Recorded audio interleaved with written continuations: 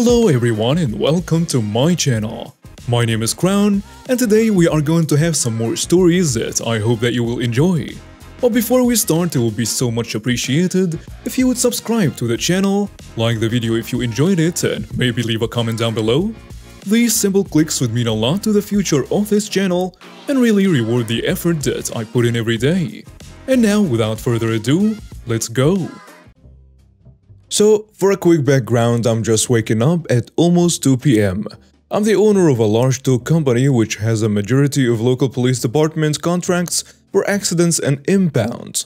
Last night, I was called out for a midnight for a rollover one-car accident.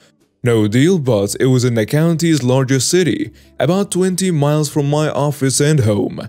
Drove out and recovered the vehicle using a flatbed tow truck. Now for the incident. Driving back from the accident scene with a totaled car on the back of the truck. I was on a 2-lane highway, one lane going each direction with double yellow line in center, which has a speed limit of 55. I come across a car going 40 miles per hour and occasionally drift in toward the shoulder or the yellow line. After about 5 minutes of this, I notice the person is drinking from a bottle through her rear window due to the height difference between my truck and his car. I immediately pick up my phone and dial the non-emergency dispatch number and explain the situation to them. They send an officer out to intercept the driver as from my description, she has checked all the boxes for a DUI stop.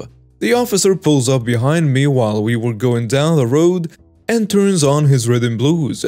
I flip on my white and yellows as I slow down, signaling the officer to go around as I have no shoulder to go to. As this is happening, the car in front of me immediately slams on his brakes, causing me to lock up my air brakes and just barely miss rear-ending him. The police officer luckily was already in his opposite lane, and by the time he reacted to slow down, he had passed both of us. We are now at about 10 miles per hour and the officer is leapfrogged to the front of the line. He turns his car at 45-degree angle and stops. Stopping the car dead in its tracks.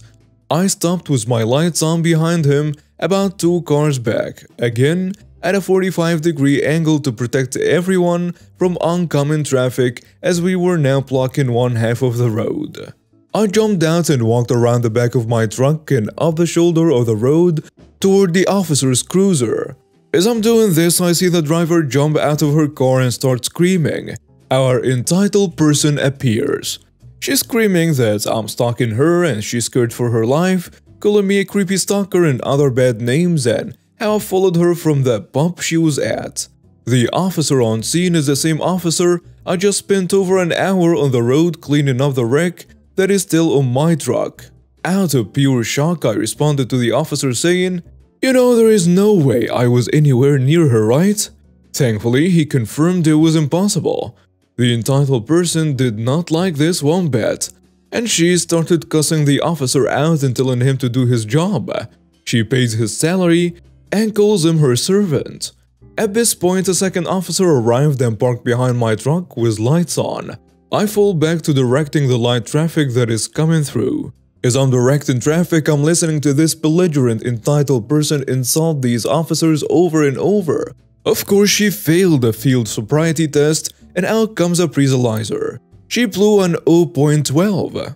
And as soon as the handcuffs came out, it was like someone lubed the entitled person up with grease as she was slipping and sliding out of the 2 officers' hands. Standing there directing traffic, I watched for probably 5 minutes as they wrestle her to the ground and finally get her into cuffs. The officer who had just got my rollover accident from approaches me and asks if I'd like to impound this entitled person's car too, which I happily accepted and had loaded onto my wheel lift in about 2 minutes. I was just awoken not too long ago by our entitled person asking about her car at my office. Out of my dispatcher's call to double check there wasn't a hold on the car. Turns out, this person had to wait 60 minutes before we could release her car, as all DUI arrests in that county have a mandatory 12-hour impound on the vehicle. I'm sure the girls working on my office were thrilled to have the company. I want to start off by saying that I work in a hospital. So due to this and HIPAA, I will be altering names of all the characters in our little play. With that being said, I happen to work security for a hospital in the town I live in. Let's call it Lucerton. Home of the Ken Turtle Wild Canadians. I know, they are weird.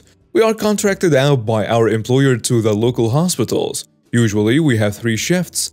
6 a.m. to 2 p.m., 2 p.m. to 10 p.m. in my shift, 10 p.m. to 6 a.m. the next day. During my shift, usually we have homeless individuals come in saying they are hurt, but in reality they just want some sleep in the rooms. This is actually alright except because of COVID. The nursing staff is not having it. This is not as important because our main player, Karen the old hag, always comes in on the ambulance. Basically, whenever she comes in, she stays for about 3 hours, gets discharged and then sits in the waiting room. We are always called to escort her off, and it always ends up with the cops being called on her. She always has the same excuse: I can't walk, I don't have kneecaps. You try walking without kneecaps. This goes on and on.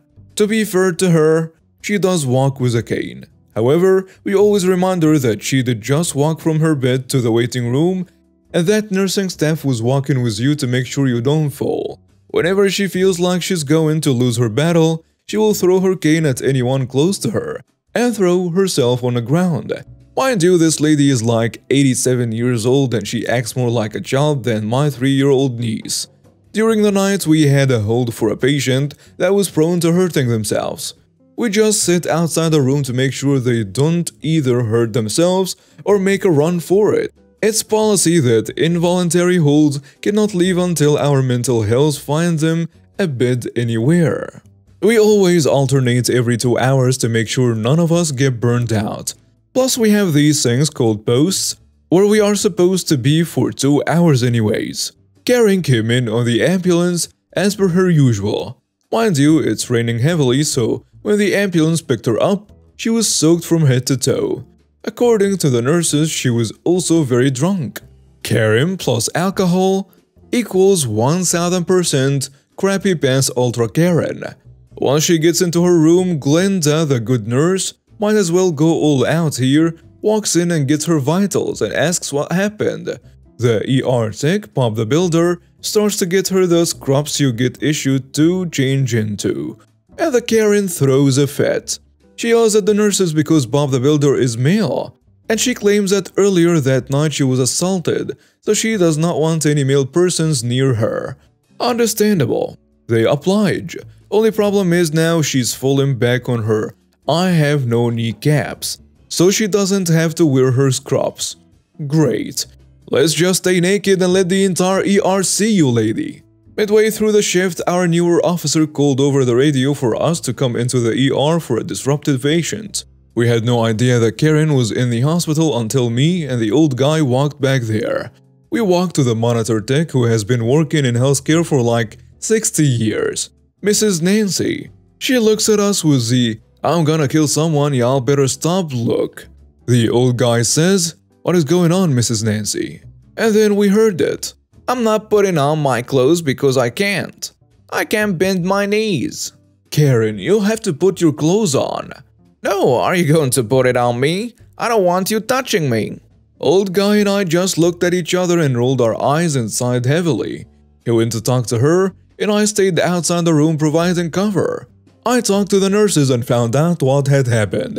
I thought nothing of it, so I waited until the old guy was done talking to her. Once he was done, Mrs. Nancy wanted us to walk around the ER every 30 minutes or so. Shift is almost over, and it's now my turn to sit on the hold. I'm about 3 bits down when she starts screaming and hollering once she gets the discharge paperwork. This is basically the ER stating, "We have done everything and diagnosed and we recommend that you are stable enough to go home." Well, Karen was not having any of this. I get on the radio and call for the rest of the officers to come back to the ER. They walk up to me, ask what is going on, and all I do is point to the room she's in and say, "Might need to handle that." Sure enough, she decided she was not leaving and threw her cane at Glenda, the good nurse. Because this happened, Policy dictates that when a patient strikes a staff member, local law enforcement is called. Not a minute goes by and 4 squad cars pull up, lights and sirens blaring. This was funny to me because they just casually walk in like, "Hey guys, heard y'all needed us." Once they heard her screaming, Officer Bigby looks at the staff and just asks, "Is that Karen?" "Yep." "You gotta be kidding me." He proceeds to rip open the curtain and, at the top of his lungs, "Karen, get the hell out before you go to jail." Karen is not budging. She argues back and forth with the officer about how she was assaulted, how she cannot walk, how she cannot bend her knees, how she cannot get her pants on. They even gave her the option to put the gown on. Officer Bigby, by the way, nonchalantly states, "Karen, I saw you walking not 6 hours ago. Why are you like this?" Karen says, "You're a liar." Fun fact, you can call the cops a lot of different things. I know because I used to be a deputy in the other K-state. Big, jerk, coward, baby killer, we can take it in stride. But you do not call us liars and think you are about to win an argument. So you're telling me that my body cam, the dash cam and the rear dash of my patrol vehicle are lying? No, that's not what I'm saying. I'm saying you are a liar. She was told that she had been discharged, and if she refused to leave, she would be charged with trespassing and disorderly conduct. It took all of 30 seconds for all 4 officers to go into that room and handcuff her and place that gown on her body for transport. They threw all her belongings into bags and she was escorted outside. The old guy came and relieved me from my post, and as I walked by the ambulance entrance doors, I could see the cops laughing and talking about their next post while she was in the back of the squad car with her head down, mouthing to herself. Honestly, as many times as we have to deal with her, it is nice when she leaves. It gets really silent at night, and that is the way we like it. Found out later the next shift she was going to be released in 48 hours, but they are working on a warrant for repeated trespassing and harassment of hospital employees. I was playing jailbreak in Roblox and arresting a bunch of criminals. For those of you who don't know how to play, you're a prisoner who steals stuff for a police officer who goes around and arrests criminals. As mentioned, I was arresting a bunch of criminals when I saw this guy randomly telling me that he was going to call Badimo, the creator of jailbreak. He was going to call him if I don't stop arresting criminals. This was a rough dialogue between us. I'm going to call Badimo if you keep arresting criminals. Do it then. It's how you play the game. I'm going to call Badimo if I see you arrest one more person. Me not caring again is arresting criminals as we chat. Why do you care? I am not arresting you. He didn't steal anything yet. I want to buy a car. Also, can I have your key card? What? Also, stop arresting criminals or I'm going to call Badimo. I just kept being amused and nonchalant to whatever he was saying.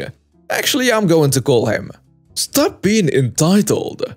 Then he kept telling me to stop arresting people, and me, still not caring or giving a thought to him, just kept arresting criminals and telling him that you're supposed to arrest people in the game until one of them manages to kill me. So basically, this random guy wants me to stop arresting criminals because he wants to steal my key card to buy a car and is threatening to call the creator of the game if I keep arresting criminals in a game where you're supposed to arrest criminals.